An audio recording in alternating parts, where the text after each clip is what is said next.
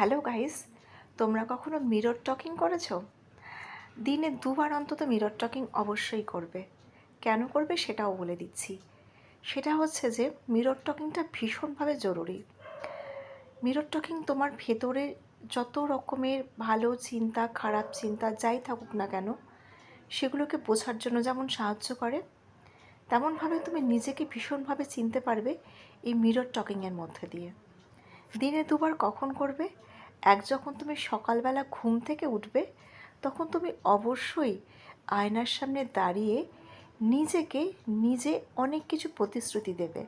অর্থাৎ একটা দিনে তুমি কেমনভাবে চলবে, সারাটা দিনে তুমি নিজেকে কিভাবে কাজে লাগাতে পারো, অর্থাৎ সেই প্রতিশ্রুতি তুমি নিজেকে নিজে দেবে যে আজকে আমি এই ভালো ভালো কাজগুলো করব, এগুলো আমি করতে পারি, এগুলো আমি করতে পারবো, এবং এই কাজগুলো থেকে দূরে থাকবো।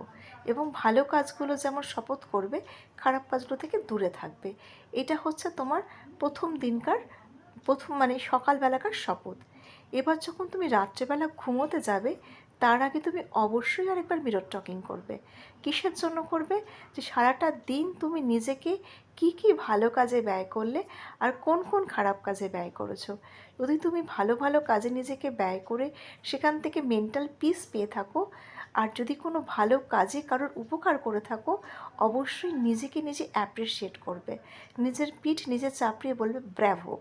আর যদি তুমি কোনো খারাপ কাজ করে থাকো, খারাপ কথা বলে থাকো, কাউকে আঘাত দিয়ে থাকো, তাহলে তুমি শপথ নেবে আগামী দিনে সকাল থেকে তুমি এই খারাপ কাজটা আর করবে না।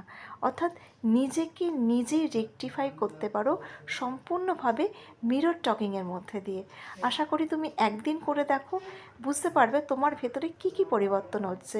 এই পরিবর্তন আনার জন্য আর কোনো কিছুর দরকার নেই, শুধু মিরর টকিং। নিজেকে নিজে রেকটিফাই করো, নিজেকে অ্যানালাইসিস করো, দেখবে নিজের ভালো বন্ধু হয়ে গেছো।